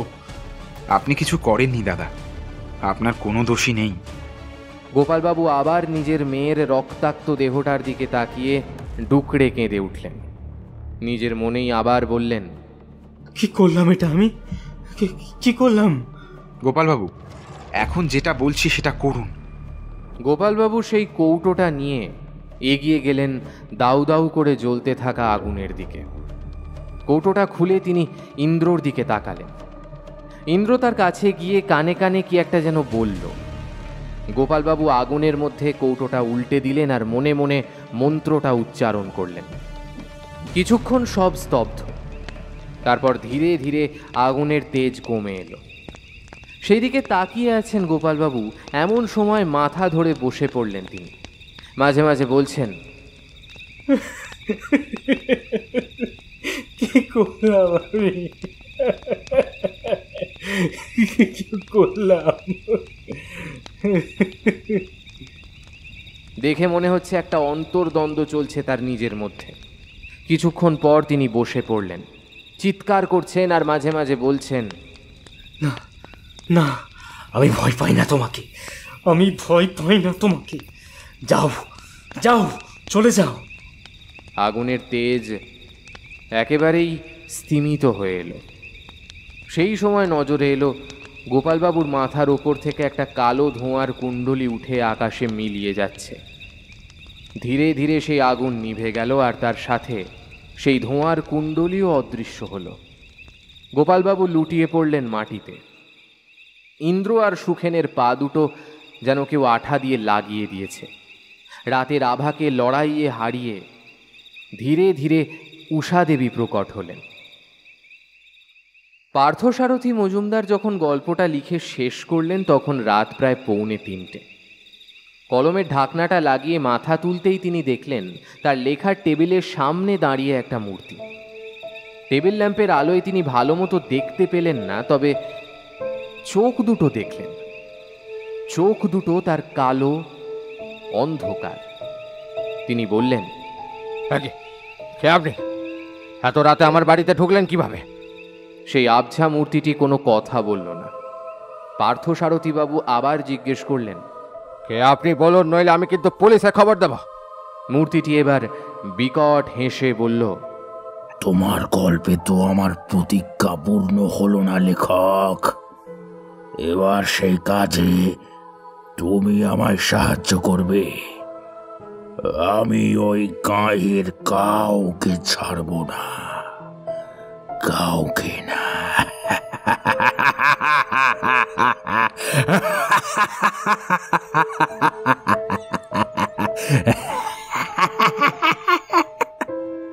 তারপর বিভৎস একটা হাসিতে সারা বাড়ি কেঁপে উঠল, আর সাথে এলো লেখক পার্থসারথী মজুমদারের আর্তনাদ।